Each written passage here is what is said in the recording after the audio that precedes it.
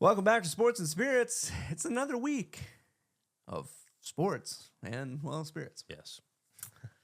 And this week is quite packed. Yeah, it's jam-packed, actually. Jam-packed, he says. Yeah. That's incredible. We got a lot going on. Don't forget to take a quick second to like this video, subscribe to the channel. Not only that, check out all our other social media platforms like Instagram, TikTok, Facebook. We've got them all. Yeah. Even X. Yeah. Get out there, check them out. A lot of different content dropping on all of those channels as well. And later in the episode, we're going to get into our friends here at Woodford Reserve. We're going to help you guys prepare for the holiday season by mixing up some sweet cocktails that you can have at Thanksgiving, Hanukkah, Kwanzaa, Christmas, whatever your holiday of choice is. Yeah. We're going to mix up some cocktails that we can almost guarantee you're going to love. So stay tuned for all that. But before we do any of that, we're going to talk about the NFL. Yeah, let's do it. So last time we saw you, it would have been Thursday, so we kind of highlighted the Thursday night football game. Indeed. Yeah, we had the Denver Broncos hosting the Las Vegas Raiders. Neighbors. Yeah. Not the player. Yes. But the fact that those two are neighbors. Yes, geographically. And it turned into more of a defensive battle, very low-scoring game, which kind of didn't expect. We kind of went into it, highlighted how Denver's offense has been really on fire, and well, they didn't really look like it. It was just a kind of a crappy game to watch overall. Some could say they fell a bit flat. Yeah, it was not a great showing from Denver for sure, and I think in large part to like the miscues of the Raiders. Yeah. That probably resulted in the Broncos getting the win in this one, 10-7, but that's 7 in a row. That's 7 consecutive wins for Denver. So yikes, those guys are on a fire, but bender. They got Kansas City this next week coming off a bye. KC's coming off a bye, so that'll be a one to watch out for. So the rested boys. Yeah, that'll be a good one. But yeah, either way, we'll see what happens. The only thing that us to monitor in this game, J.K. Dobbins went down with a little bit of an ankle injury from one of those hip drop tackles that we had talked about. So something to monitor this week and see if he's going to be able to go or not. So with their bye the following week, there's a good chance he probably sits out for rest. Ooh, hot. So, dang. Yeah. What about this Sunday slate? This bad boy was another one of those epic days of football starting early in the morning. Yeah, bright and early. 8:30 the Central Time here. You saw the Berlin Germany game. We had the Atlanta Falcons take on the Indianapolis Colts. And what we predicted to be one of the first games we sent over there that actually was competitive. Yeah. It was a really good game to watch. And honestly, the only two words to describe that game was Jonathan Taylor. There it is. He had 244 rushing yards, 3 touchdowns, as well as 30 receiving yards in a special performance from the back. Probably the best back in football this year. He becomes one of the few players in just recent history to put up these numbers. I mean, the stats don't lie. There's statistics all over the board. 17 touchdowns through his first 10 games. He's on Todd Gurley type pace from that season that Todd Gurley had years back. He scored 3 rushing touchdowns in 4 games this year. He's one shy of LT's record. I mean, just crazy stuff. And then a walk-off winner for the guy. In overtime, he gets a rushing touchdown for them to win it, 31-25. It was just a special performance. But nonetheless, let's talk about the Vikes. Let's keep going to our hometown boys, the Vikings. In case you guys didn't know, this podcast is headquartered here in the city of Minneapolis. Yes. In Minnesota. Yeah, so the Vikes, they had a tough battle.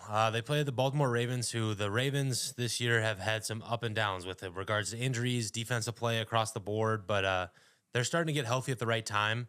And they really showed that their defense is a lot better than people give them credit for. Yep. And Kyle Hamilton's a special player, and he kind of gave us a lot of fits in that game. And we expected this to be a little bit more high scoring. We did, yeah. We kind of predicted that, maybe that Lamar and the Baltimore Ravens would score a few more touchdowns. I believe they kicked like 4 field goals in the day. So, didn't execute that on that end, right. But nonetheless, a 27-19 victory, due in large part to a bunch of miscues from Minnesota. Yeah, some short field gifts. Yeah, they gave him some short fields. Yeah, it was not great, but we'll see what happens. I mean, there were some positive things. McCarthy made some great plays. There's always going to be some growing pains with that what I call a younger or rookie quarterback. Here's what I liked about him. Sure. Okay. Yeah. Post game. Yep. Didn't point the finger at anybody. No. Just said, Right. this was on me. Right. This was my bad. Yep. I need to step up. 100%. Love that maturity out of him at such, obviously, a young age. Yeah, Rookie yeah. quarterback coming into the league, and he's just like, yo, it's on me. Yeah. I'll take the blame for this one, and we're going to get better. And I think that also speaks a little bit of volumes on that's a character thing that they saw in the pre-draft process, right? I mean, because you can't like predict if somebody's going to be a leader or a good player in this league. You have no clue. Yeah. But you can tell if a guy's got a high character and he's going to be a team first guy. That was always his thing in Michigan. Like he was not expected to like do anything super crazy, but he had to execute that offense for them to win. Yeah. And so what I think O'Connell saw in him is that kind of a little bit of himself in him. Sure. You know what I mean? Because Kevin O'Connell being the former quarterback that he was, you know, he saw that, okay, this guy might not be athletically the most gifted guy in the draft class, let alone, you know, in the NFL. Right. But he sees the surgical component that guy could have because he's going to buy into anything he's asked of. Yep. You know, and so as you see, I mean, the locker room's getting behind him. You know, they're finally. That's the thing is like a character thing like that rallies a team. Yeah, I agree. Like, I mean, you can't teach that. Type of thing. No, it's like, unteachable. That's something that your parents and your atmosphere growing up in the first formative years of your life taught you. Like later on in life, it's really hard to pick that type of stuff up. Yeah, you don't just like flip a switch and now all of a sudden you're a leader. Right. You know, some people are leaders by example. Some people are leaders by like just vocal leaders, but like he's got all those components together. And I mean, as the quarterback, you have to be in a sense. You know, obviously you're the driving force in the NFL. But either way, it's cool to see that the team's getting behind them and they're going to ride with them the rest of the way, and we'll see what happens. Hopefully they can string together some wins and put on a special finish to the season. So, yep, there it is. Not only, let's talk about some more rookie quarterbacks. Yeah. Or draft class quarterback. Right, my bad. Year two. Yeah. But same draft class, yep. So this is the guy that, if you're, follow the Vikes here, I mean, this was the guy that Kevin O'Connell really tried to trade up for. Yeah. New England was adamant that they were not going to trade out of that third spot because Drake May, as we've seen, is a special talent. No doubt. You know, if we can envision the Vikes offense right now with Drake May and the level he's playing at, I mean, you're talking about a Super Bowl contender with that defense and, you know, the way he's playing. This was a game that we kind of highlighted this past week was going to be a pretty fun one to watch just because you have two high energy offenses and, you know, very motivated, you know, New England team to prove that they're legit, and they did. And QB duel. Yeah, it was a QB duel. It was really fun to watch to see Drake May continue to highlight his ability, you know, and he's doing it in different ways. And I think that's the thing that's special. And obviously, when you play for New England, there's always going to be that spotlight component, right? And some people either can buy into the pressure or ignore it. Right. And he's one of those guys that I've seen so far to start this year has ignored that pressure. Yeah. Like he's just going out there having fun playing football, you know, and another highlight in this game you got to talk about is Travion Henderson. Yeah. You know, with all the running back injuries that they've had, he came in and he was really special for them, you know, and so we'll see what happens with regards to those two young guys working together. They remind me a lot of like the early days of like a young Phillip Rivers and LaDainian Tomlinson type vibe. You know what I mean? You know, maybe Drake May is slightly more athletic, but it was a fun one to watch. And then I think the one that I had zero expectations of even talking about here today was the Houston Texans. True. They came back at home against the Jacksonville Jaguars. It was 29-10 at the end of the third quarter. Are you dry shaving me? No, it was 29-10. Wow. They came all the way back to win 36-29 with a walk-off defensive touchdown. So it was 30-29. They were up by one. And on the last play of the game, Trevor Lawrence strip sack fumbled and the defense took it all the way back for a touchdown. But either way, it was really cool to see. And it was led by quarterback Davis Mills. Texans just kind of woke up there. Yeah, they just kind of turned it on in that fourth quarter. I think this proved to me what I already knew about Jacksonville, and that their record was like a smokescreen. Their record was way better than their actual roster is. Sure. Obviously, you know, with losing Travis Hunter with injury, Brian Thomas was out this past week. Yep. You know, guys like that. I mean, obviously that's going to have an impact on your success.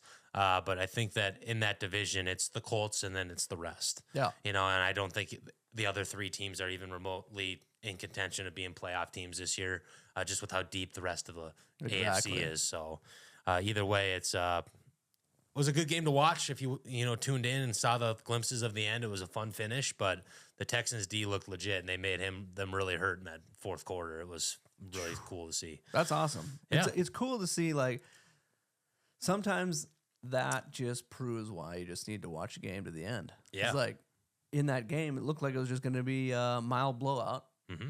And then all of a sudden a team wakes up and it's just like, oh, this game just got really good. Yeah, I mean, that's exciting. We've seen in years past where a team gets absolutely dominated in the first half and then they boom flip the switch and then they smoke the other team. Yep. You know, we just talked about it, I believe 2 weeks ago where Green Bay was getting smoked by Pittsburgh. Yep. You know, and then they came back out and were surgical and scored on all 5 drives on offense. Yep. You and know, then even one of the Broncos games earlier, way earlier in this. No, it was just against the Giants. Oh, right. Yeah, and in that fourth quarter, they came back and scored like 32 points.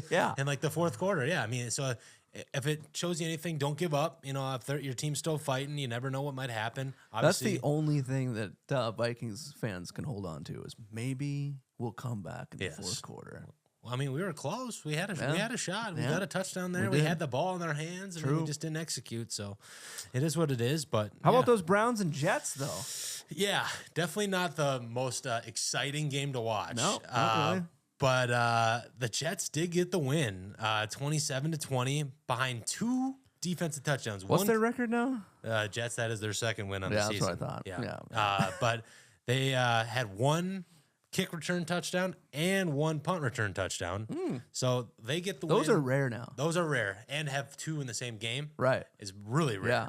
And then to win the game with Justin Fields only having 54 passing yards. Dang. And one of those was a 42-yard screen to Breece Hall that he took for a touchdown. So the only reason they won was the punt return and the kick return. The only reason they won is because their defense scored 2 touchdowns. Wow. So, like, I just had to highlight it. Nothing else super noteworthy in this game other than just astonishing that they win an NFL game throwing for only 54 passing yards. That's really crazy. So, that was... On the other side, we had some exciting finishes with some high-powered offenses. Here we go. This has now become a thing, okay? Yes. Bears. Yes. The Bears hosted the Giants in our first snow game of the year. Ooh. You know, so first time we saw a game this year with some snow on going on as it was going on. But it's getting chilly. It's getting a little chilly. We what started off to be a strong performance from Jackson Dart and the Giants, you know, established himself a good lead. Basically till like the last couple minutes. Unfortunately, Dart went down with a concussion in this game, which resulted in them having to rely on Russell Wilson in the fourth quarter. And it gave the opportunity for Caleb Williams to have a 17-yard rushing touchdown with under 2 minutes to go for them to, you know, take the lead and win 24-20. Couple interesting notes in this game. We had a 4th and goal situation at the 1. At the time, the Giants were up 17-10. Right. You kicking the field goal, you going for the touchdown. You're the Giants coach. You got nothing on. You got your job on the line. If you score the touchdown, the game's over. You kick the field goal, they still have a chance. What are you doing? Man, I feel like I'm playing it safe. Really? Okay. I'm a safer guy. Okay, because that's what he did. And then it didn't work out. And then he got fired yesterday. So I would have been fired. You would have been fired. So that's. I would have been fired. So yeah, Brian Daboll was let go yesterday. They are going to keep their GM, Joe Shohan. But sometimes. So here's the question then for the Giants, right? Yes. Is their bigger concern health or just figuring out how to finish drives? That's a good question. I mean, obviously, when Dart was out in the situation, so it changes the game plan. Yep. And then obviously Cam Scadaboo, we talked about his injury, and then obviously Neighbors with the torn ACL. Yeah, that's 3 big hits. That's your 3 best players. Yeah. That's your 3 best players on exactly. offense. I mean, it is. So, I mean, it's really tough. And then Slayton, I believe, went down with a little hamstring injury in the game, too, their wide receiver, too. So, it just... That's the thing with being a coach is like, okay, you've got your 3 best players. You built your offense around these guys all preseason. Well, we can't say that about Dart, though, because Russell did start. Yeah. You know, they eventually thought that they'd pass the torch to him. Right. But, yeah, I mean... Do you think the torch was passed too early? Actually, no. Really? I think if we've watched the 6 games that Dart has started, he has not been the reason they have lost. Right on. You know, he's actually been really fun to watch, and he's actually given this organization some energy, and like this guy could be our guy. Yep. Whereas we know what Russell Wilson brings to the table. Yeah. You know, we saw that one game against Dallas where he threw for like 400 passing yards. Yep. And then he was awful the next game against the Chiefs, and he had 2 Just picks. Inconsistent. You know, so here, I mean, I don't disagree with the decision. Right. Because when you as you know, he just now lost his job. Yeah. When his job's on the line, you're not going to just keep rolling out a 30-something-year-old Russell Wilson, hoping he's going to be your savior. Let's not play it safe. We got to do something exciting here. Yeah. We got to take a chance. The only thing that makes it tough in the NFL is that if you're a coach and you go through the draft process and you advocate for certain players and they don't pan out, it's on you. Yep. You know, so he specifically he preferred Neighbors over Roman Dunze in their draft class. Roman Dunze so far has looked good, but so has Neighbors. But Neighbors is out. Right. No, Rome's not. Yep. And he also preferred Jackson Dart for this when it came out this past year. Oh, sure. He wanted Dart, you know, and so, you know, they got him, and, you know, and then they still haven't been winning. I mean, but the NFL is a results-based business. Yep. The Giants had a bunch of fourth quarter leads. Seems like and then all of lost football is results based. Yeah, and so like when you lose those fourth quarter games, that's the difference in regards to why you keep your job and why you don't. Now, I'm sure every organization is different across football, across the NFL, right? Yeah, sure. Who has more weight making those calls? Is it a GM or is it a coach? Or is it really actually a collective that's sure? Like, where's the weight on this? Because I mean, even as a GM, if I'm making the wrong calls, that's on me as well, not just the head coach. But each, I'm sure, organization has different weight. Well, so this is, I'm pretty familiar with this subject because I've looked into doing something like this in the past. But basically, they usually have a team. Yep. You know, so they have a team that puts together these scouting reports on all these draft eligible players, and then usually you have your my guys, and then you have your guys that are like, okay, that's just the best available. Yeah. You know, so certain situations in the draft, they could vary. You know, if you have a top pick, you're taking a my guy. Yep. You know, whereas if you're in like mid round or even like second and third and fourth round, you're taking guys that are best available usually. Sure. You know what I mean? And so certain organizations, they rely on the GM to do all the work. Yep. But then they also collaborate with their head coach on regards to, you know, what players fit your system or that we need as a team. They come to a collective like, oh, we need a receiver, we need a corner, and we need a lineman in this draft. And here's what they need to be good at. And you know, and this is how you evaluate when you select those guys. And so the hardest part about it is there's no right answer, there's no wrong answer, and you don't know until it happens. But like, if you're the GM, you know that you're associated with your head coach in regards to keeping your job. Right. So you want to please all things because at the end of the day, you're not actually coaching as the GM. You don't actually coach that player at all. So if like you're in between two players, you usually lean on the side of the coach's preferred guy. Sure. But then usually what happens is most organizations just let both guys go in terms of GM and coach. Right. Whereas this was different because like that happened with the Vikings too. Is like coach after coach after coach after coach go until finally they were like, all right, Spielman, you need to get exactly. out of here. And so you know that they've really praised Quessy and a lot of the moves he's made. He hasn't had a super successful draft process overall as a GM. He's not been, at least his first couple years. But you know, Kevin O'Connell is a pretty phenomenal coach with pretty much anybody you throw out there on the field. So it's been fun to watch. But yeah, it just varies by organization. Right on. You know, that's the simplest answer. But now y'all out there might already know this stuff, but I'm going to educate myself a little bit deeper. Okay. Yeah. Scouting process. Yeah, you're good. So scouts go out. Yep. Who are they reporting to? Is it GM or is it GM and coach? And then at what point from scouting reports does the coach and GM get involved in seeing players? Sure. So usually with the scouting team, there's like levels, very similar to like a business organization or any kind of corporate world. Sure. There's the head boss, and then you know there's the guys that are underneath them.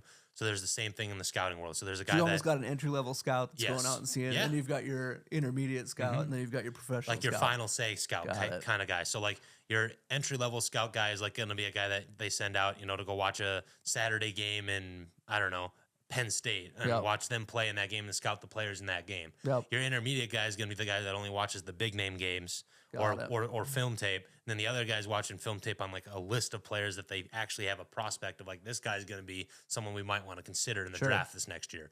So there's levels to it. And then obviously that head scout usually reports, you know, as well as the GM and the coach, like guys that we need to look at. And then they kind of evaluate then. Cause like obviously Quessy and Kevin O'Connell, as the season's going on, don't have the opportunity to go watch a game on a Saturday in, you know, Ann Arbor or whatever. So they'll never, like GMs and coaches will never show up at a game. Very rarely GMs might. Sure. depending on the prospect and when their team's looking like they might pick. Got it. You know, for instance, let's say you're a GM of a team that's going to have a top 5 pick, Yep. and there's a quarterback or a QB matchup that has 2 high-end quarterbacks. Yep. I might go watch it. Sure.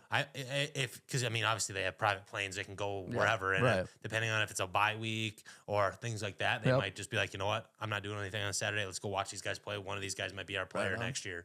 So it just varies, but usually a head coach doesn't watch any of these guys during the season, because they obviously coach on Sunday, and the games are usually Friday or Saturday.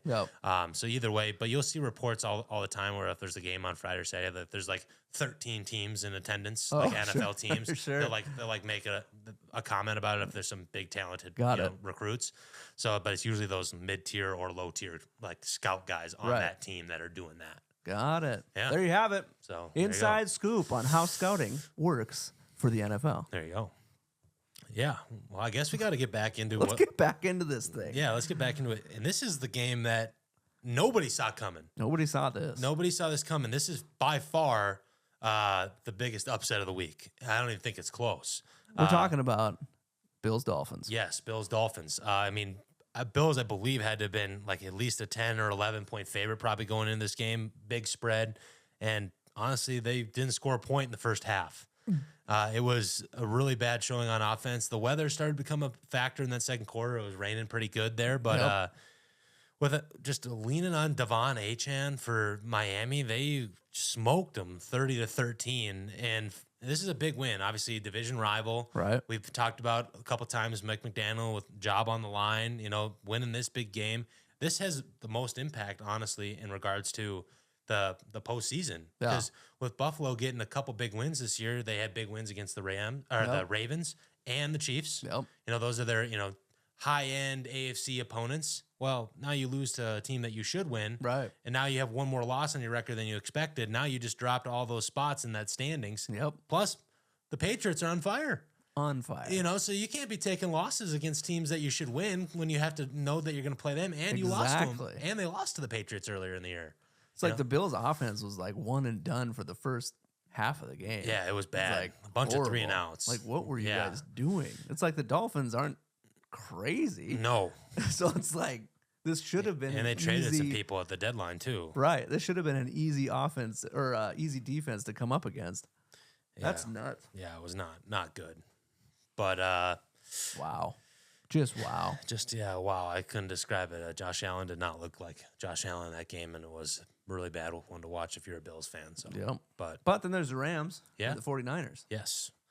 That was a good game. It was we had 3 afternoon slate games with 3 teams scoring 40 points in victories. Boom. So high scoring affairs. If you stuck around for watching your afternoon games, you got to see a lot of points, a lot of touchdowns.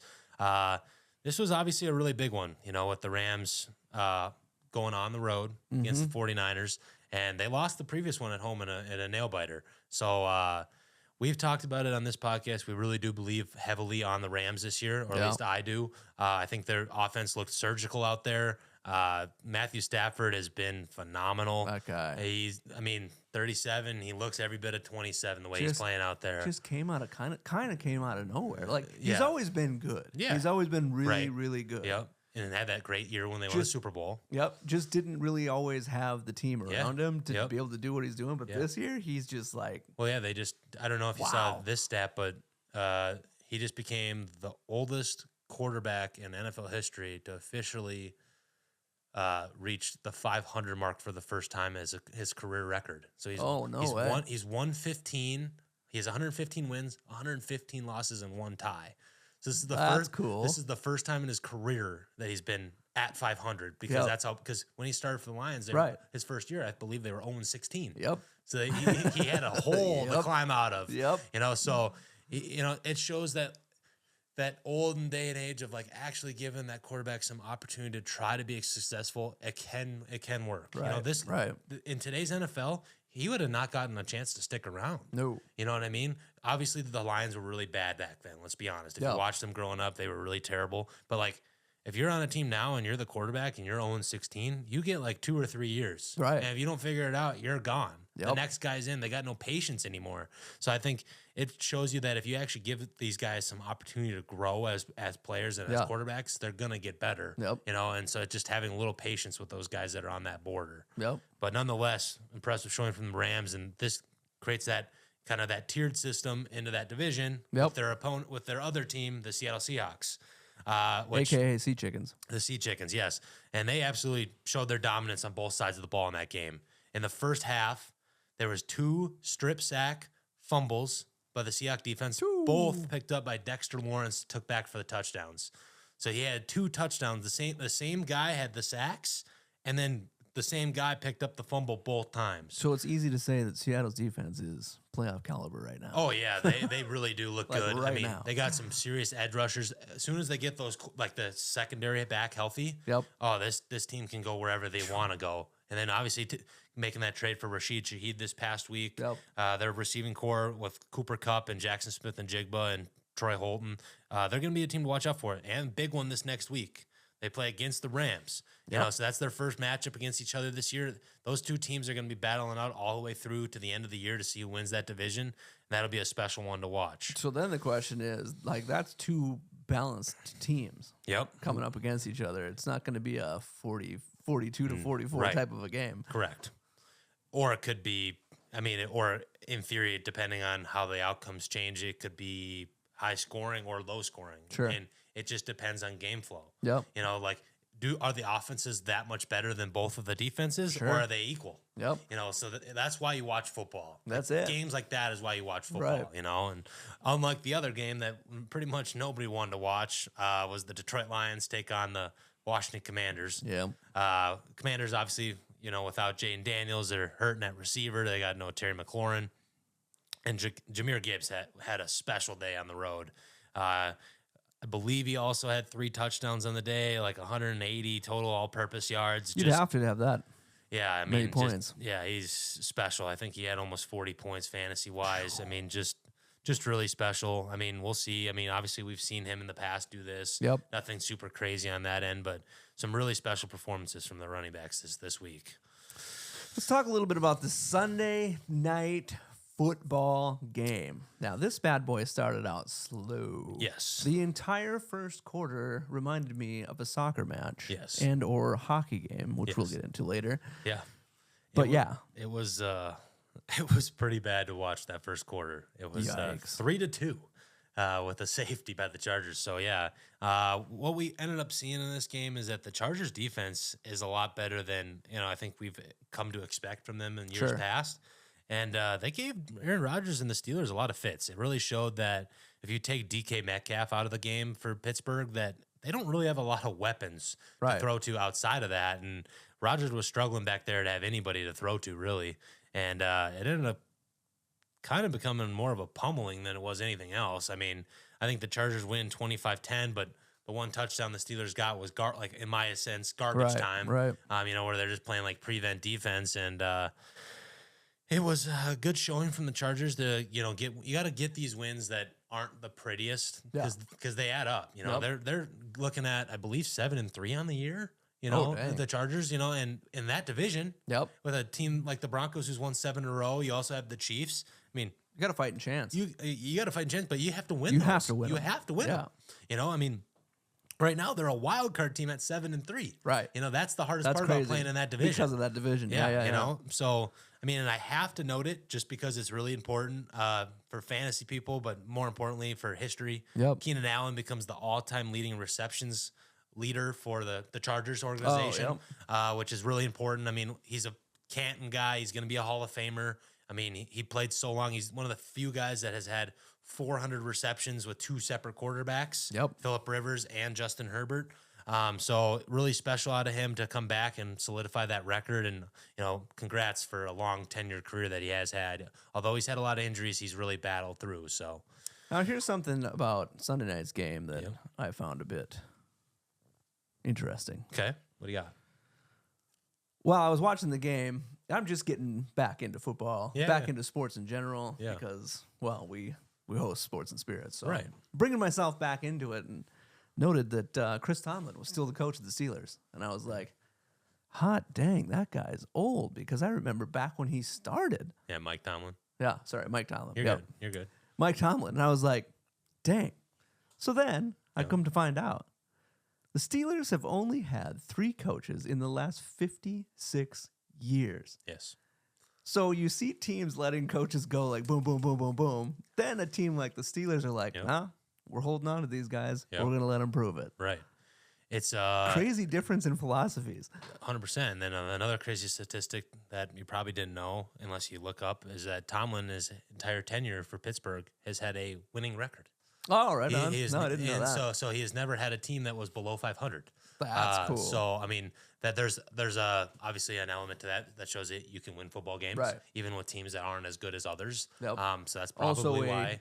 A good argument to keep him. Yes. Like he's above 500, so we're winning games. Yes. So I mean it's tough because the components of the Steelers' offenses have changed drastically over the tenure of his career. Sure. You know, obviously you had Big Ben Roethlisberger. Yep. You know, and they had a lot of skilled weapons around him. They obviously won a Super Bowl and 2. Yep. And then so but then you got guys now that's like, we don't know what our quarterback for the future is. And that's Right. why they bridged the gap with Aaron Rodgers this year. Yep. You know, because they still don't have that answer. Right. So we'll see what happens.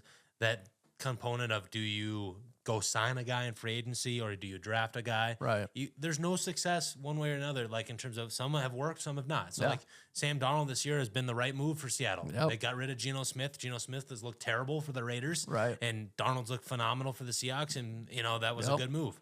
You know, or you can go in the draft class and you get guys like a Caleb Williams, a Drake May, Yeah. a Jaden Daniels, you know, guys that you can potentially build your franchise around. So you just have to adapt based on where you're at. Yep. People hated the fact that they didn't take Jackson Dart this past year. Sure. You know, imagine what Jackson Dart would look like on that team. Yeah. You know, pretty special athlete, you know.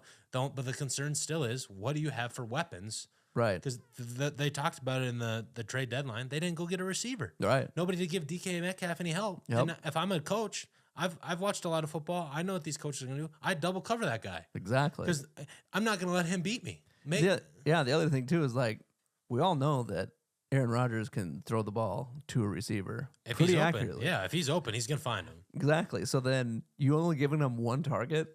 That's legitimate. Yeah. Right. It's like, what do you expect the guy to do? He's 41. Like, he doesn't Yeah. have forever to Exactly. continue to play. It's Yep. like, so they obviously aren't content with winning this year because they ain't going anywhere. No. And right now, the way that's looking, the Ravens have pretty much locked themselves in if staying healthy Yep. to continue to push to win that division this year and, you know, maybe kick the Steelers out of the playoffs altogether.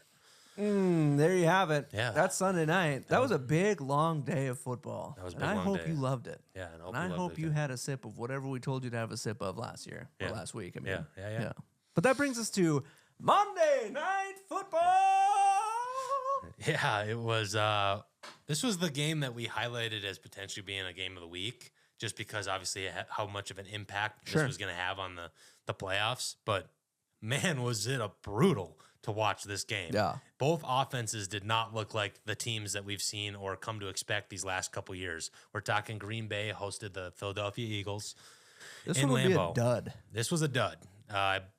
Ends up being 10-7 was the final in this game. Yikes. 17 total points. I believe going into it, the over-under was like 48.5. So just an absolute dud in terms of offensive production. Where did you guys go? Both teams really good. Yeah. I mean, the records Like, say they are at least. Previous to this Yes. game. So here's my concern. So as a football guy and an ebbs and flow guy, Yep. we see that the Eagles didn't have a great game, but they still have all their weapons. Yep. You know, all their weapons are healthy. They're all still, you know, out there, you know, they're going to figure it out. Right. Like the scary part is they're winning games that they shouldn't. Yep. And come times when they are going to just start rolling over and dominating teams, they're going to. Yeah. You know, so as far as I'm concerned, I don't like them as being the favorite in regards to the way they look right now. Right. But the way they're playing, if they continue to win these games they're not supposed to, well, I don't see why they couldn't win their division again. You know what I mean? They're going to have a big lead. They have a really big lead on their division. Yeah. You know, and so you basically don't need to do a whole lot there. But they could, if they win out or, you know, win a bunch of games here in a row, you know, win 7 out of 8, they could be the number 1 seed in the NFC, and I sure as heck don't want to go play in Philly in the playoffs. You know, with Saquon Barkley, that run game, and obviously hurts. They're experienced guys, but Green Bay is not looking good on offense. They have no flow. You lost Tucker Kraft for the season. Dobbs got injured this game. They had no They did not have the rookie Matthew Golden in this one. Yep. They just have no pass catchers for Jordan Love out there. He looks lost. I mean, he's trying to find somebody open and no one's there. And then if he does, they drop it. Right. They had like 6 drops in this game from what I counted. And so, like, it's not a pretty sight because at some point in time, these teams are just going to load up that box and shut down Josh Jacobs in the run game. You know, Yep. he did look good. Jacobs did look good in this game for the most part. But, you know, if a team starts throwing 7 or 8 guys in the box because they pretty much have nobody at receiver, I don't care. Right. There's not much Jacobs can do on that. There's just too many guys there. So we'll see what happens as I'm it not going to progresses. cry about them sucking. I'm fine with it. Yeah. But I called it at the beginning of the year. The sleeper team to watch out for, Chicago to win the division. The Bears. I mean, Ben Johnson's a really good coach. I really think he has turned that program around, and they got a lot of young talent, and they're hungry. And the most important thing in the NFL is guys that want it more than the other guy. Mm-hmm. And that Bears team wants it more than any other team in our division. And, I mean, we'll see. They have a tough stretch of playing a bunch of teams in our division and here, just as the Vikes do. But nonetheless, watch out. There it is. So that's our football segment. That's the entire slate of football. Pretty much every game covered, yes. Last week. Yeah, pretty much. So, with the holiday seasons upon us, Yes. we're tapping into our good friends at Woodford Reserve. Now, our friends at 7A's, Yeah. these guys, Yep. are having a special on Woodford Reserve. Yeah. All of these are marked down for the holiday season. Yeah. And so we thought it'd be a great idea to mix up a couple cocktails that would be delicious for you during the holiday season. And the first one's going to be your standard old-fashioned. Yes. It's so easy. Woodford has everything you need. Yep. They have some beautiful orange bitters and just right out of the bottle, cocktail syrup. Pfft, you don't even need to do anything. Yeah. It just makes it easy. We've got these incredible pre-chilled glasses, ice cube in, so you don't have to worry. Like, I like to do my cocktails over a cube. Yep. Sometimes it's nice to not water it down Sure. and just keep the actual flavor Yeah. unwatered down. And these glasses here, I don't know who makes them. Don't really care. These ones don't That's different. because the ice is in Keeps the it glass. cold, but it doesn't water down the cocktail. Exactly. Okay. So we're gonna mix these bad boys up. It's roughly 2 ounces of. We're going with the standard Kentucky straight bourbon. Yep. Coming in at 90.4 proof. Tis a beautiful morsel. I'm gonna go with 1.5 ounces, All right. just because back in my day when I used to be a bartender, I was never a bartender. But yeah, so we're gonna kind of mix it up here, and we'll see what you guys think. But yeah, it's gonna be stuff throughout the holidays. You'll see some different cocktails with their portfolio. That's good stuff right there. Yeah. I'm going to put in just under a half an ounce, yeah. Yeah. Just under. Ooh. Then just a dash of bitters, Yep. orange bitters. They also make different flavors. They do. So there's chocolate bitters, Yep. there's orange bitters, there's cherry bitters, there's tons of just- different things. Yeah, just more of your flavor preference. Whatever you want. Yeah. Now, these are the finest cherries in all of the land. Yes, they are. Luxardo cherries. Yes, they are. I like, in my old fashions, to put a cherry in there. There you go. Would you care for one as well? Yeah, let's do it. They're pretty incredible. Yeah. They are going to be a little bit more pricey than like you're just like on the shelf regular, like That's just true. maraschino cherry, but it is They more have than a worth it. lot more flavor Yes. than your regular cherries. Yes. And there you have it. It's as simple as that. Yeah. 1.5 ounces of bourbon, just under half an ounce of this cocktail syrup, couple squirts of bitters and a cherry. It's as simple as Yeah. that. And you can obviously, in theory, you could use any kind of bourbon you'd like, but for this sake, we're going to use the Woodford and kind of see what we're dealing with here. Mm.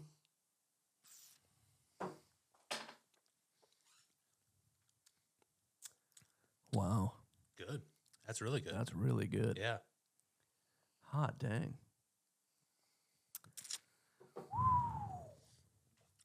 There you have it. I'll take it. Yeah. All day long. So, again, if you need more cocktail ideas, stay tuned because we're going to be whipping these bad boys out every few episodes. Yeah. We got a bunch of cool ones coming up for the holiday season. Yeah.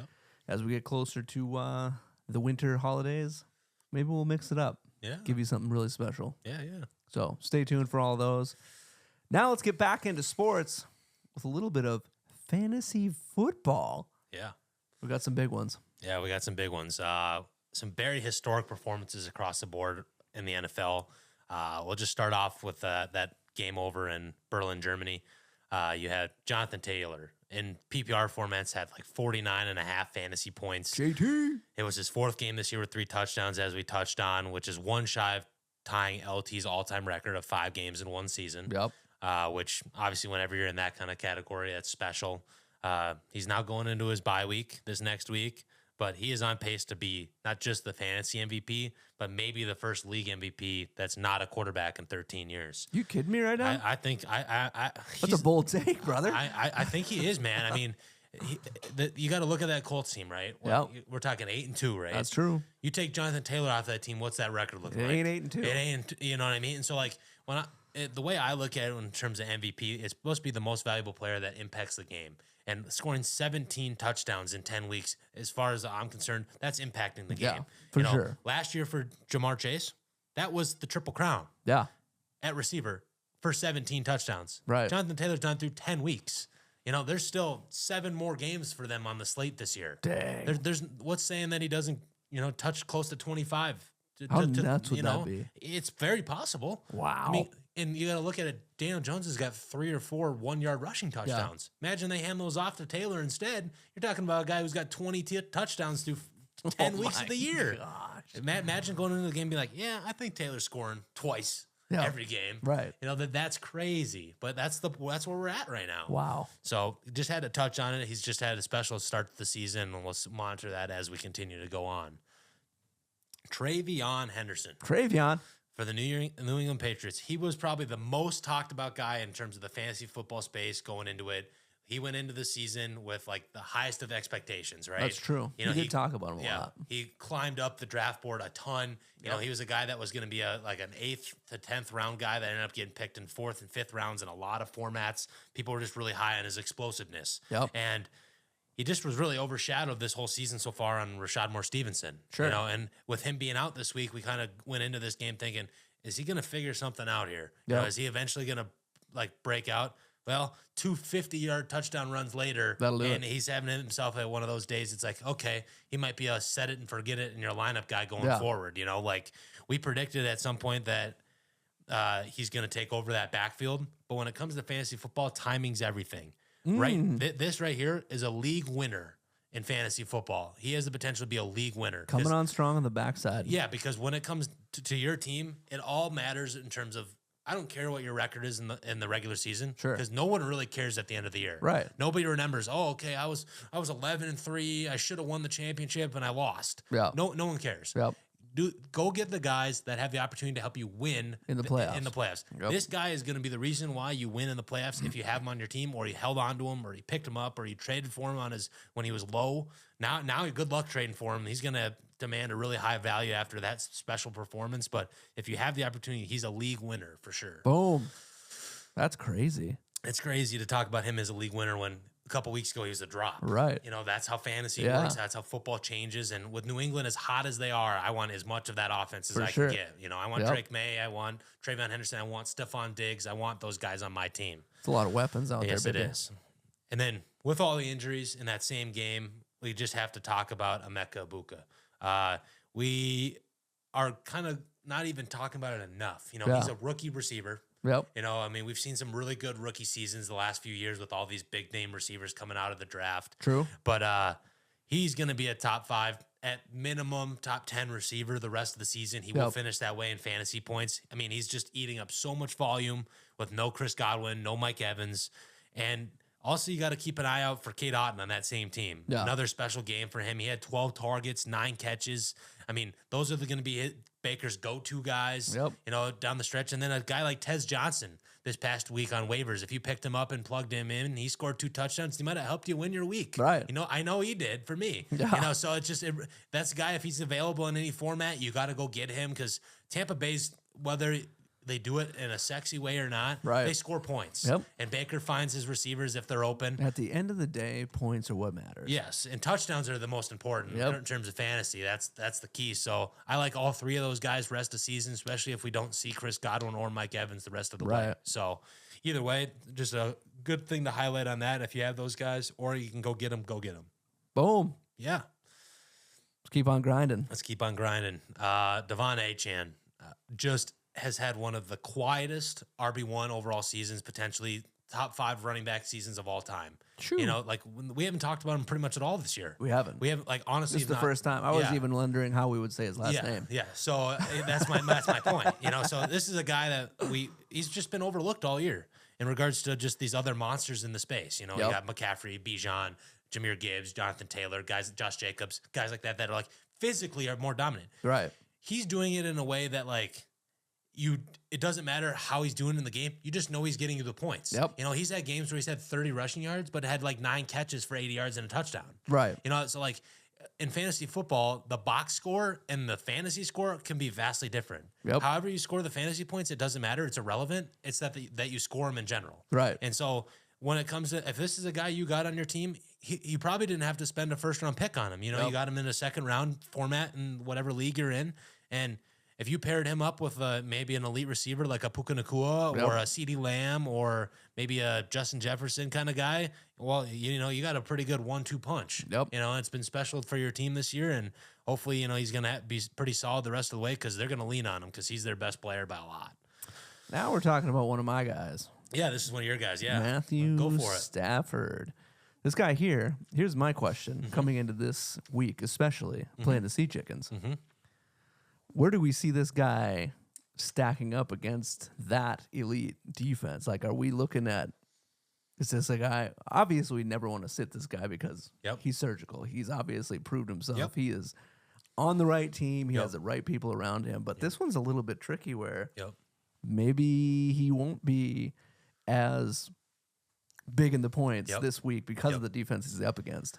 Yeah, so this is always the toughest question in fantasy football, playing the guy that is obviously a high scoring guy Yep. in a bad matchup. Right. And so when it comes to that, there's 2 ways you can look at it. If you have a better option in a plus matchup, I'd consider it. Right. But if you don't necessarily have it, be content with the volume of work that guy has had all year and got you to where you're at. Yep. You know, like it's really important in fantasy to not overlook the fact that your studs are your studs. And when it comes to fantasy football, there's like maybe 3 or 4 elite quarterbacks that are must start every play. Yep. Stafford's played so good this year that I'd even put him in that category. Right. You know, he's having a Joe Burrow-like season Yep. with the volume on passing yards, the touchdown passes. Obviously, you have to be weary if that doesn't happen, Right. like this, which is what you're discussing, because with no rushing upside, because obviously it's not a runner. He's 37, he's Yep. old, you know, and but I don't see how they're going to slow him down. Is this one of those situations where you would consider using your flex as another QB, or is that never on the table for you? That's a good question, man. In terms of like a double QB league, Yeah. yeah. So I mean, I think given the matchup dependency, I think that this could still be one of those games, even if it's not a high passing yard game, he could still have those touchdown passes. Sure. So like the thing that's Because I never want to, even in a double QB league, Yep. I never want to almost flex another QB in there when I could have so many other players. Like Sure. receivers are yeah. generally going to give you more. Sure. I mean, given depending on who you have. Right. obviously. Yeah. Yep, yep. So here's my thing. When it comes to this team, the way they're built, you have a guy like Puka Nacua that can take a screenplay to the house. Sure. And then you have I have to say, one of the best, if not the best, inside the 5-yard line, not just in today's NFL, but ever, Yeah. in Devontae Adams. Oh, yeah. You know, one-on-one, there hasn't been a receiver over the course of his career that's been better than he has. Yep. And you've seen it this year. He's leading the league in 1-yard touchdowns. Right. You know, or, well, inside the 5 touchdowns, Yep. you know, in the red zone. Yep. That's a guy that Stafford didn't have since 2019 with Cooper Kupp. Right. You know what I mean? He hasn't had that guy in 5 years. And now that they have that guy, it's special because he's one of the best ball throwers in the NFL. Sure. I mean, you're talking about a guy that played with Kelvin Johnson. Yep. You know, Kelvin Johnson, we can all argue, if he would have played a little bit longer, might have been one of the best receivers ever in the history books. Right. You know, like Matthew Stafford's played with a lot of good players in his time. You have to give some props to the athletes that he's playing with, but also to the quarterback. Yep. You know, and so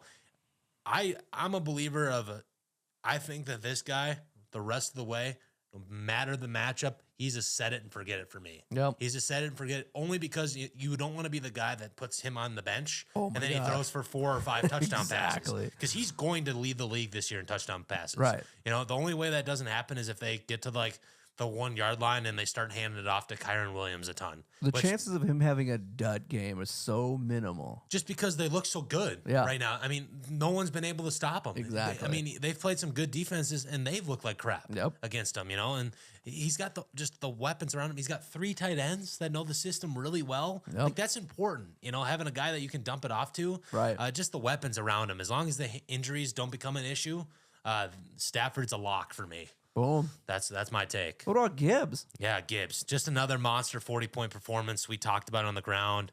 They're going to continue to feature him in the backfield. Yeah. Dan Campbell took over playing call this week, which is a big change. You know, a lot of head coaches in today's NFL don't call the plays. Yep. So maybe it speaks a little bit on the inconsistencies their offense has had, which they did against Minnesota. So, you know, eventually that could change where they go back to him, the offensive coordinator calling plays. But either way, Dan Campbell's calling plays. And, well, Jahmyr Gibbs is their best player on the team. No doubt. You know, Amon-Ra St. Brown's really special, obviously, but Gibbs in space is just elite. Right. He's so fast. He's so shifty. That 0 on him instead of the 2.6, he looks like, you know, this like demon mode guy out there, and it's pretty awesome to watch. So he'll be monster down the stretch, especially with their matchups coming up. I mean, he could be one of those guys that has a very similar league-winning mindset. That if you had him and made a trade for him when he was, you know, had a couple bad weeks, he could win your league for you again this year. Yep. Because he did last year. He had a crazy 3-week stretch when Montgomery got hurt, and he won your league. So. That's true. That's very true. Yeah. That's the fantasy football update for y'all. Yeah. Let us know in the comments how you guys are doing in your leagues, because we want to know. Yeah. If you have any questions in terms of start sits, let us know. For sure. Nextly, we're going to talk about the feeder leagues. Mm-hmm. That's the NCAA football, beginning with our good friends over at BYU. Yeah. Not sure they're going to be our friends much longer. No, they definitely won't be our friends much longer, and we probably won't talk about them for much longer after this performance. They went on the road against number 8 Texas Tech, and what turned out to be exactly what we predicted. No.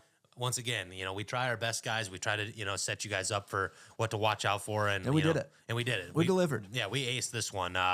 Texas Tech just looked like they were in a totally different class. Yeah. Like they just outclassed them across the board, offense, defense.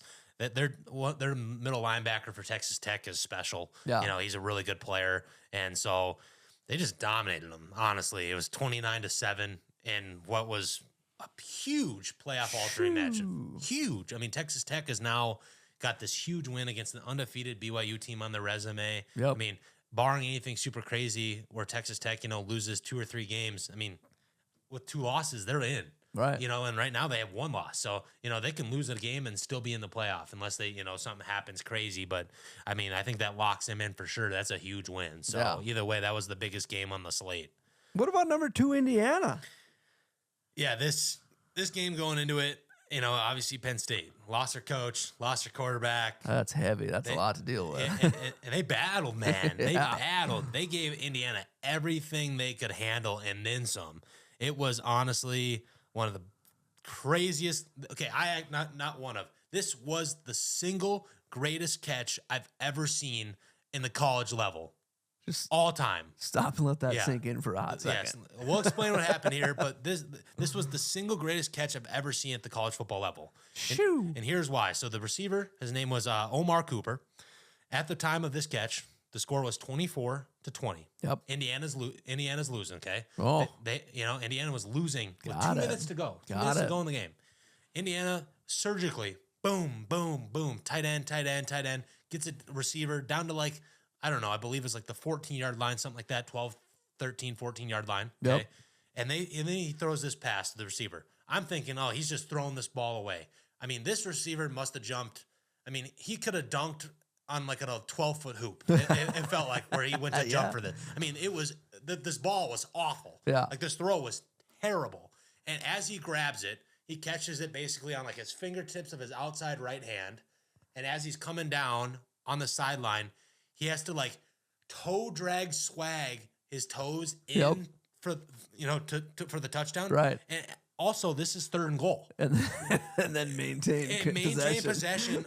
This would have been a catch in the NFL. Sure. Not just college. College you only have to have the one. They actually reviewed it in the show that he actually had 2 feet in. Oh, wow. It was the single greatest catch I've ever seen. But the situation, Indiana's Right. undefeated. Yep. He scores a touchdown for them to take the lead, to basically lock a win for the game, because at that point there was like 30 seconds left to go. Sure.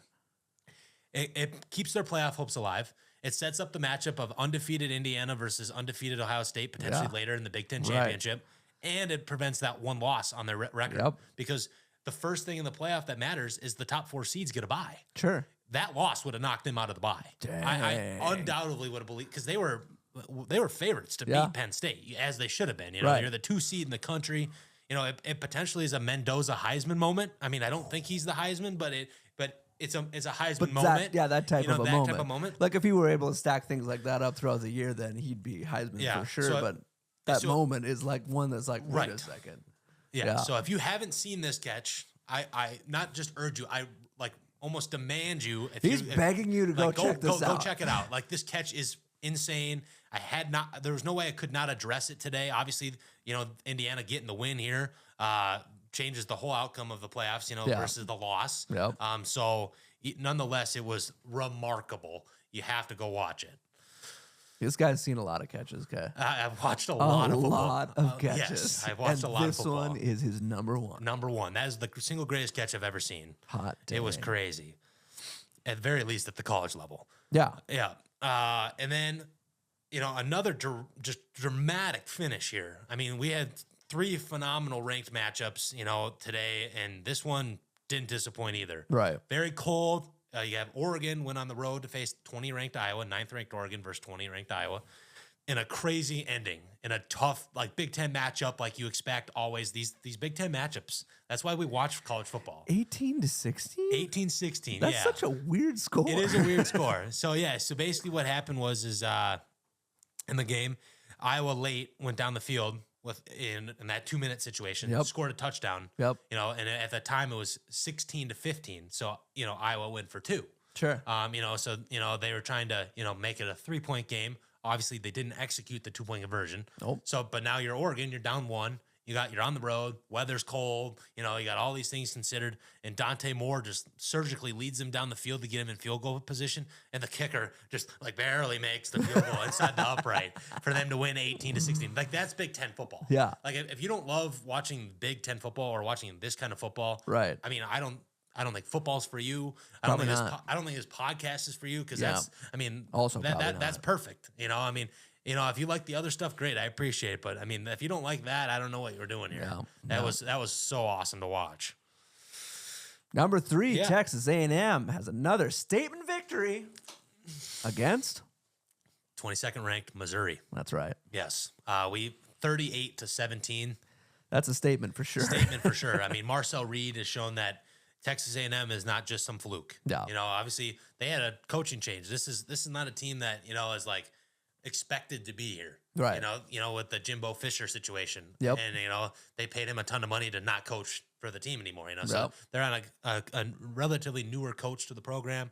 And it's been fun. I mean, I love to see teams in the SEC or the Big Ten, no matter what, that you don't expect to be there, that deserve to be there. Right. Is this going to be a team that teams are going to be scared to play in the playoff? We'll see. Obviously, I think there's going to be an opportunity here where Texas A&M plays Alabama for the, SEC championship, barring anything crazy happening. Right. And if that's the case, that's going to be a true test. That's going to be a really big test for them, obviously. And I think definitely favors the more veteran team there. But obviously, both quarterbacks not necessarily have been proven in regards to the big scene yet. Yep. So we'll see. Either way, impressive win for Texas A&M, and they stay unbeaten. Now, as far as college football goes, yes, who would you say is probably your favorite team? I don't know. I'm going to probably go with these guys.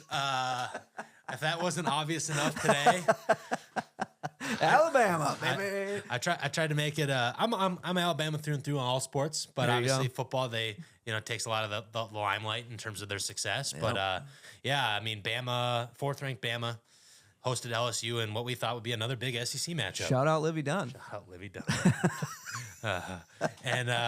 But yeah, the big win here, 20-9, helps propel them into a locked candidate for the playoff. Yep. I mean, I think based on their schedule left this year, 20-9. 20-9, yeah, 20-9, 3 field goals by LSU.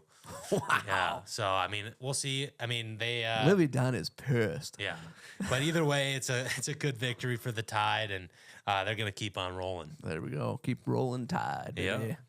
All right, and then we got to address these two real quick. These are going to be quick, and then we're going to move on to, maybe some other action here. But 14th ranked Virginia loses at home against Wake Forest in a game that might eliminate them from the playoffs. Ooh. And this is a big deal because in that first college football playoff ranking, Virginia was in there. Yep. So this is really important, in terms of that. That's going to knock them out right away. So one of those teams that were on the bubble will pop right back in. Right. And then also 15th ranked Louisville lost at home in overtime to Cal. So both those teams that are right on that bubble in the rankings, Virginia being in and Louisville right on the outskirts, lost in their first game. De-bubbled. Yeah, de-bubbled. So, I mean, it's unfortunate. That's college football. It varies every day. And Maybe be better. yeah, just be better. Just win the game. Be better next time. Yeah, just win the game. So, yeah, that's kind of our highlights of, kind of this big slate of college football this past Saturday. Now, if you're still here an hour into this bad boy, Yeah. you Hopefully. really love sports. Yes. So now we're going to talk about the NBA Yes. and give you a little bit of insight on what happened this last week. Yeah. Let's start right on Friday. Friday night, yeah. Commissioner's Cup, right? Yep. Commissioner's Cup. You had your second. You were at this game? I was at this game. Yes, I Hot was. dang. Yeah. The Timberwolves took on the Jazz at home. And you saw that if anybody's noticed that's been watching the Commissioner Cup, obviously you notice there's different courts.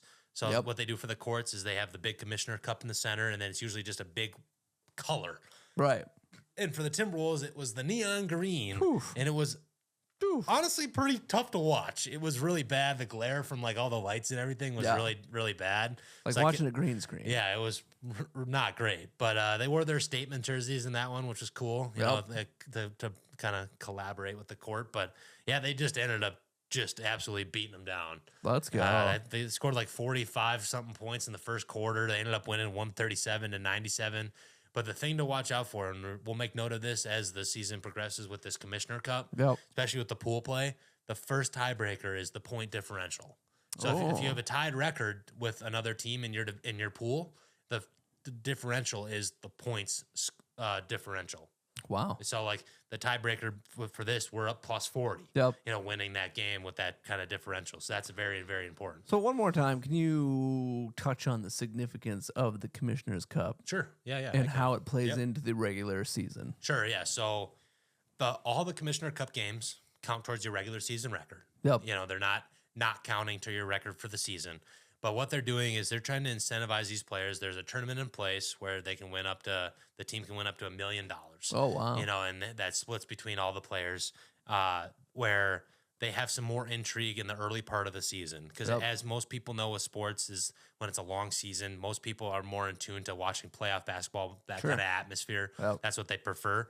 And so this is the NBA's way of trying to get some intrigue back in the league in the early parts of the season because they saw that their numbers were relatively down. Yep. And so what they did is they created this concept where you play a bunch of pool play games.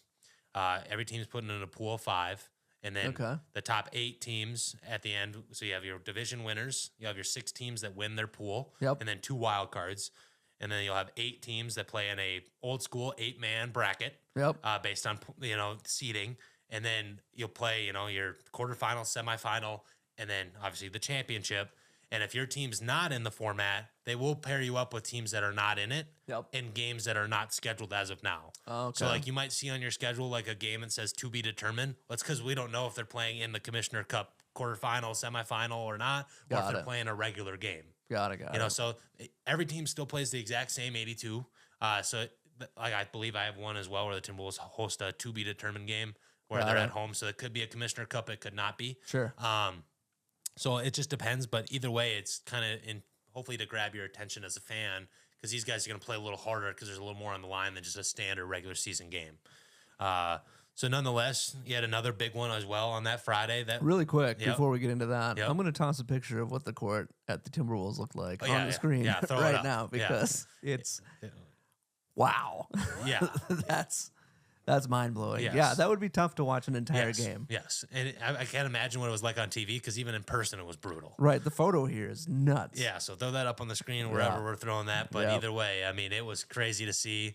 But yeah, we had the Spurs, the hottest team that we've been talking about this Let's year. go. I love them. Yeah, they took on the Houston Rockets, and it was all Rockets until Wemby took over. You know, Let's go. And the Spurs ended up winning 121 to 110.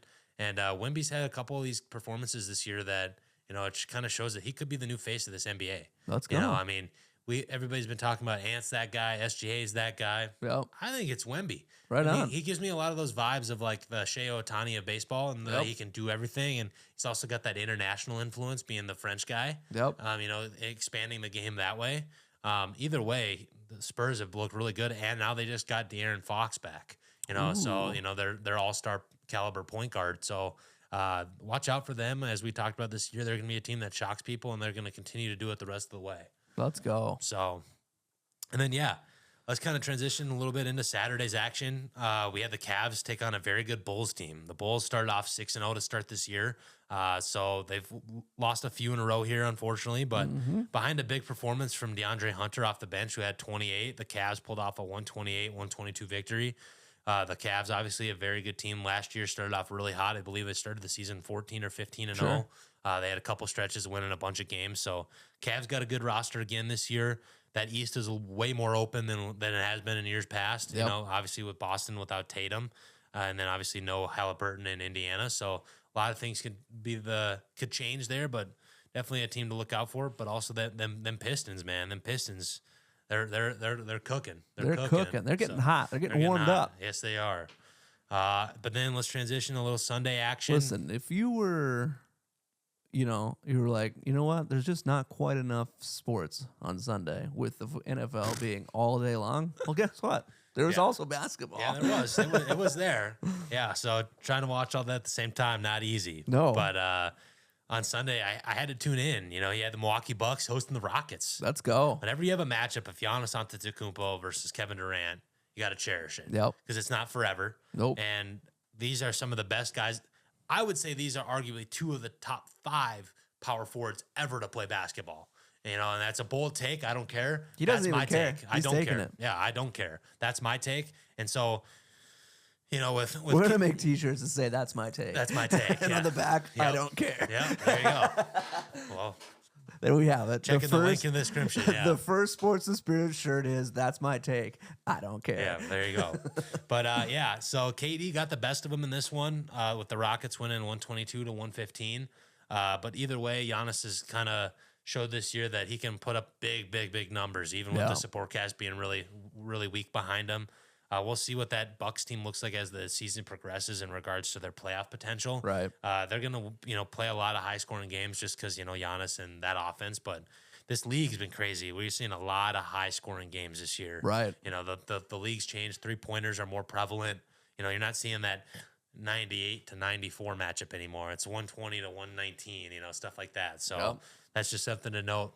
So if you're a fan of scoring basketball points and you like watching it, This is the league to watch. So, but also you had the Magic host the Celtics. The Magic. And a matchup of these teams have had a lot of history in recent time. Yep. I've watched them play a few times in the playoffs. They've got this kind of like, I want to beat this team kind of vibe to it. So whenever they square off, I always, take a look at it. And then the Celtics get a huge win by the continued hot start of Jaylen Brown. He's probably the most scrutinized player in the league. Yep. I have to say he's probably one of the most scrutinized because currently was the highest paid player when he was given that contract. Okay. He was given like a 5-year contract for like $310 million. Yep.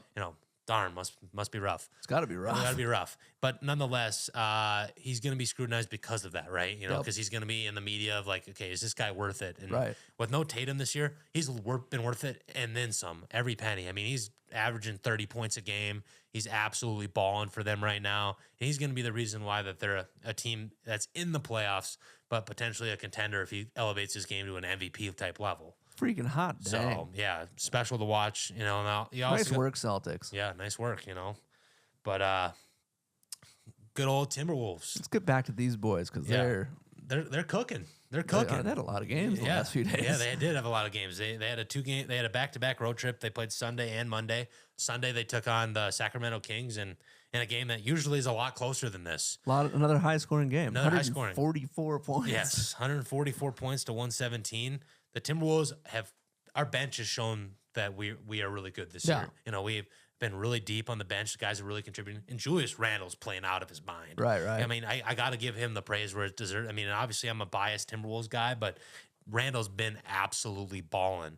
I mean, he's getting almost 30 buckets a game. You know, he's just dishing it out. He had a triple-double last Friday. He's our boy. You know, he's a beast. So is that the jersey you just got? Yeah, it is. Yeah, that's a jersey I got on Friday, and then he went for a triple-double on Friday. Yep. Got it on the day. Hot dang. Yeah, that was a good story for sure. So now you've got the 3 different types of jerseys. Yep. That's incredible. Mm-hmm. Maybe someday in our new Sports and Spirit set, we'll have some sweet jerseys from our boys. Maybe an Alabama jersey. Yeah, we'll find something. Vikings jersey. Throw up some Wolves jerseys. We might wear them occasionally too. You know, spice it up. But. Exactly. Do what we got to do. You know. Yeah, and then the Timberwolves continued on the road and got the big win against the Utah Jazz. They played them twice in like 4 days, and Ant had another big game, dropping like 35, 6, and 5 steals. So he's back, and how's he doing? He's special, man. It's so fun to watch. Yeah. Like, he's the closest thing athletically across the board, offense, defense, that I've seen to have the killer instinct that Michael Jordan had. Oh, right on. He's the closest thing that, because people always are going to put that comparison out there, and I feel bad for him because it's a lot of pressure. Sure, for sure. You're talking about one of, if not the greatest players to play basketball, you know, in certain people's minds. Yep. To be in that comparison. But the thing that people have to remember, and I tried to explain this to him in the breakdown of it, is that when he was selected by the Bulls, they were awful. Right. When Ant was selected by the Timberwolves, we were awful. Yep. You know, we were terrible. Yep. You know, and so he was drafted in 84 by the Bulls. Yep. They didn't win their first championship till 91. Dang. You know what I mean? So Ant was drafted, you know, he is now in year 5. Yep. He's right around that cusp of he might start winning some titles here. Right. You know, this is a title contending team for the Timberwolves. Did you ever think you'd hear that statement said about the Timberwolves? No. And this is coming from a diehard fan here. Right, you know, exactly. I've been a season ticket holder for a long time. Yep. You know, and I've watched them when they've won 11 games in a season, and now I'm watching them winning 50. Yeah. You know, the thing that is so tough in the NBA is that a team might not be the best in terms of their record in the regular season. Right. Because some teams don't win those weird games. Right. But when it comes to playoff time, playoff Ant and playoff Randall, if they turn it on like they did this past year, they're the only team that can beat Oklahoma City Thunder in the West. They're the only one. They're the only one that stacks up athletically, defensively. Let's go. You know, so I do see that matchup happening as we predicted at the start of the season. I said we will see that matchup in the Western Conference Finals. Predict that. I did predict that. And Let's see what happens. I wish I threw some money on it beforehand because I'm sure the odds have changed on that. But this could be the Timberwolves. It could be their year. You know, if Ant stays healthy, you know, and coming back from the hamstring. I mean, if he's going to ball like that and Randall's going to play like he has, I mean, you got 2 All-Stars. Yep. You got and here's the guy that's the secret weapon and why the Timberwolves have a shot this year. Yep. His name is Jaden McDaniels. He has been awesome. He's averaging 18 points a game this year. The biggest thing for him was the inconsistency. He'd have a game where he scores 20, 25, 30 points, and then he'd have a game where he has like 3. You know, this year he's proven to be really, really consistent. He's averaging 18 points a game. He's getting a couple boards, couple assists. He's being a playmaker. He's been really fun to watch. As that third guy, right? Not even talking about a Rudy Gobert, a Naz Reid, a Dante DiVincenzo, a Mike Conley. I mean, you got a lot of depth that most teams would kill for. Yeah. You know, so I mean, we'll see. Obviously, we're biased here. I'm biased here, but the Timberwolves could be a team to watch out for as the season goes on. I think everything you've just said proves that that's going to be the case. Yeah, 100%. There you have it. Yeah. We got the NHL. Yeah, we can touch on it real quick. Why don't you just give us a quick rundown on this? I'll give you a quick rundown. You know, it's been a long video. I appreciate you guys sticking around. But on Thursday night, you saw the Wild go on the road, take on the Hurricanes. Yep. They lost this one 4-3. We kind of predicted that. Hurricanes a little bit better team. They just kind of showed their veteran, presence in this game, kind of just closing this one out, getting the win there.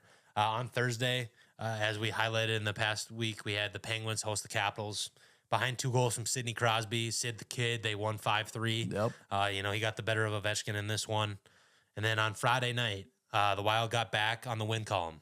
Dang, Skippy. Win 5-2 against the Islanders. This was a game we predicted they should win. Nothing special here. We just kind of expected that. Yep. And then on Saturday, you had the Avalanche. They went on the road against the Edmonton Oilers and just romped them. 9-1. Dang. 9-1. Could not address this one. 9 goals in hockey's crazy. True. Almost the double digits. I mean, that's crazy. They really showed that they're the superior team there. Maybe the Oilers have some issues at a goaltender. Wait, I think we've talked about that in the past. I think you're right. Yeah. So either way, then we had on Saturday as well. You had the Anaheim Ducks went on the road against the Las Vegas Golden Knights, and they won an OT 4-3. Let's go. The Ducks continue their hot start. Quack, quack, quack. Yeah, good for them. They got a lot of young talent, and they're figuring it out, which is great. And then lastly, just on the home front, we had the Wild hosted the Calgary Flames, got a 2-0 victory on Sunday. Yep. So there's obviously a lot of other games sprinkled in there. We're still working on seeing how we want to integrate the hockey, just because it's not as high scoring, not as many special performances. Right. And so we just kind of... And there's so many games. There's so many games. So, yeah, feel free to let us know what you guys want to see on that. If you want to see more just, game highlight coverage, do you want to see more, just score updates, stuff like that, standing rankings, you let us know. But, yeah, that's what we got for you for the NHL slate. And that is your sports recap for the last weekend. Yes. And gosh dang, was there a lot of sports. Yeah. We're in that part of the season where everything's happening. Yes. And it's exciting. In a plethora, too. Right. There's so much of it. Yes. And it's happening nonstop. By the time you hit the couch Thursday night, you're watching sports until Monday night. Yep. And there ain't nothing wrong with that. Nope. Don't forget to check out these incredible Woodford Reserve bottles on sale. 7/8 Liquor in Bloomington, Minnesota. Yep. If you're into that sort of thing, and you should be.